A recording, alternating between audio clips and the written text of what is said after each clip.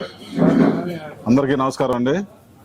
ఈ రేపు 18వ తారీఖు మాజీ ముఖ్యమంత్రి జగన్మోహన్ రెడ్డి సత్తెనపల్లి మండలం వెంటపాళ్ల గ్రామానికి ఇచ్చేసే విగ్రహావిష్కరణకి వస్తున్నారని చెప్పి సమాచారం తెలిసింది.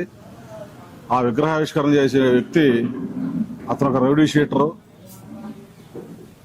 పోయిన గవర్నమెంట్ లో తెలుగుదేశం నాయకుల్ని కార్యకర్తల్ని గ్రామాల్లో ప్రతిదానికి పోలీస్ స్టేషన్ పిలిపించి మా నాయకుల్ని కార్యకర్తలను చాలా ఇబ్బందులు పాలు చేశాడు. అయితే మన 24 ఎలక్షన్ కౌంటింగ్ రోజు 4వ తారీఖు కౌంటింగ్ జరిగింది.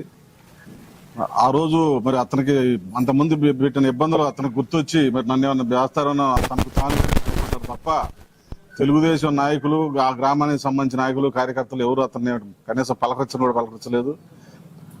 టైం కూడా లేదండి. 4వ తారీఖు కౌంటింగ్ జరిగింది.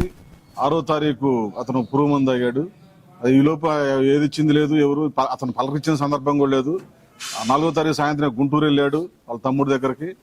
6వ తారీఖు గుంటూరు నుంచి వస్తా భీమనేనివారిపాలెం దగ్గర గడ్డి మందు కొనుక్కొని తాగి అట్టించాడు, హాస్పిటల్ తీసుకెళ్లారు.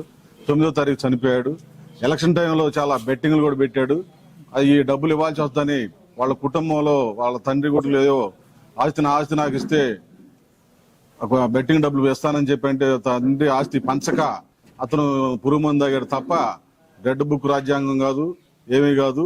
అతను చేసిందే రౌడీజం చేశాడు. అంతకుముందు రెంటపాళ్ళ గ్రామంలో అతను కుటుంబ కలహాలు, అంతకుముందు ఆర్థిక ఇబ్బందులు కుటుంబ కలహాలు పురుగు మందు చేశాడు తప్ప తెలుగుదేశం పార్టీ వల్ల ఎటువంటి ఇబ్బంది జరగలేదు అతనికి అనిపించి తెలియజేస్తాను.